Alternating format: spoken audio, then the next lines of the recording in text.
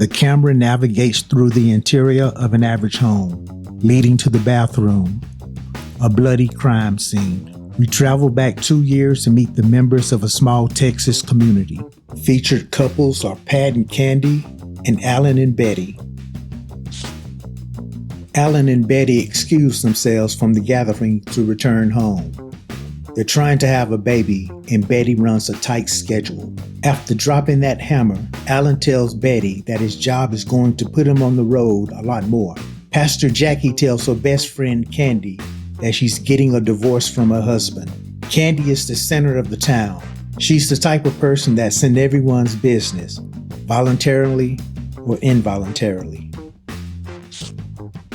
So one night, the group's playing a volleyball game. Alan mistakenly knocks over teammate Candy. He picks her up, brushes her off, and apologizes. And just like that, Candy's got the taste for some Allen wrench. She confides to her friend Sherry that Alan has an animalistic appeal. Candy's got the look of lust in her eyes. She's got Alan in her crosshairs. After service, she flags Alan down in the parking lot. Candy is a woman that knows what she wants and goes after it. She straight up tells him that she's attracted to him. His reaction is, "Aight." Well, now Alan can't stop thinking about Candy and about what that mouth do. They're refereeing a volleyball game, and Alan's attention is all on Candy. He's missing points and shit. On the way to their cars, Alan stops Candy to get some clarification on her attraction. She tells him she wants to have an affair. He tries 101 ways to rationalize himself out of the idea, but he ends up kissing her. Pastor Jackie is telling Candy that she's taking a job in another town when Candy gets a phone call. Old Alan wants to set up a lunch date, and Candy is down for it. Having an affair scares Alan. He wants to think it over.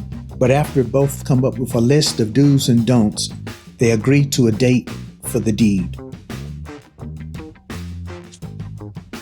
Alan arrives at the hotel, and Candy greets him with a spread. A lunch spread, people. Get your mind out of the gutter. Candy knows how to do affairs the right way. They go at it, and Alan puts in work. As Candy showers off, we get the flash forward of her in a bloody bathroom. End of episode.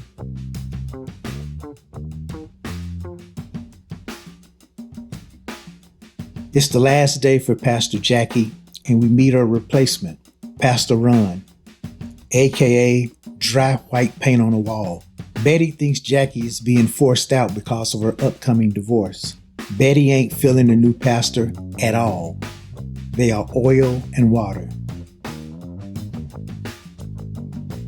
The Candy and Alan affair goes on. Alan tells Candy that in the past, Betty had an affair for a student. She was punishing him for traveling so much. Candy, ironically, places judgment on her. Candy says that she's falling in love. She is breaking the first rule of their agreement. These two lovebirds are out in public riding roller coasters like an innocent couple. Yes, they're in a different town, but still, quite daring. Betty has her baby, and Alan celebrates with a piece of candy. At Betty's baby shower, Candy eyeballs Alan, wife, and the newborn. Her jealousy rating is at 10. Pat admires how pretty Candy is. She feels guilty, a little. Probably not enough to stop fooling around, but a little.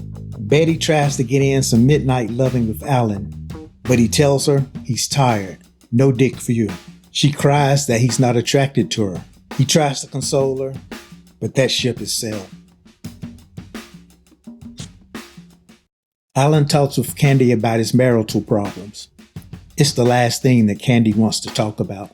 Alan thinks they should end the affair. He's afraid that he's falling out of love with Betty. He asks Candy to watch his kids while he and Betty go to a marriage retreat. Candy is concerned that this might end things. Alan and Betty arrive at the marriage encounter retreat. Betty asks Alan if he desires her. He promises her that he does. Lies. However, the retreat does end up bringing them together. Alan and Betty redo their wedding vows. They return home to Candy giving them the stink eye. Betty tells Candy that the retreat was great, and Alan confirms that they are now closer. Upset, Candy goes to grind some meat. End of episode.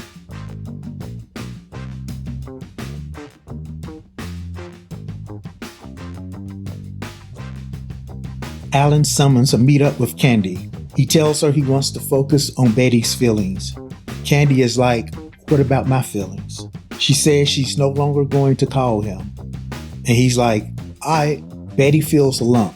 She thinks it's breast cancer, but her doctor doesn't think so. Candy touches base with Alan.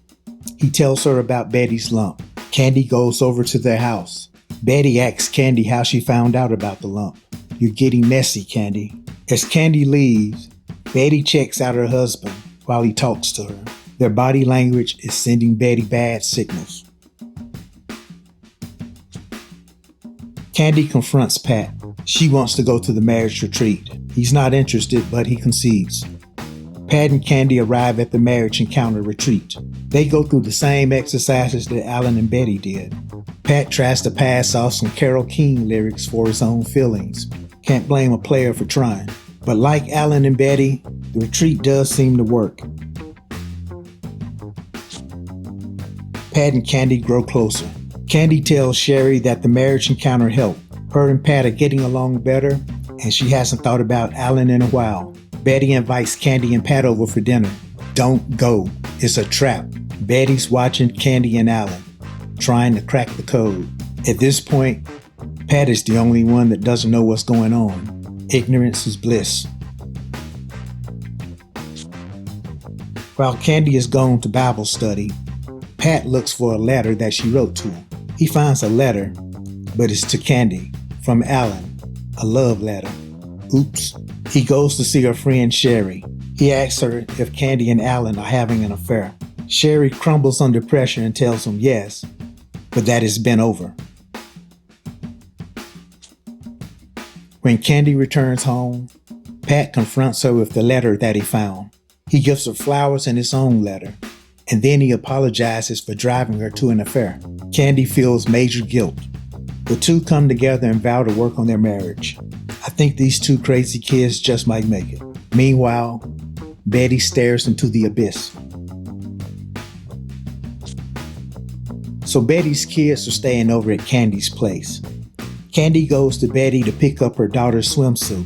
When she gets there, Betty asks her to sit down. She straight up asks Candy if she's having an affair with Alan. Candy goes from no to yes to it was a long time ago. It's over. Betty excuses herself. Bitch comes back with a fucking axe. End of episode.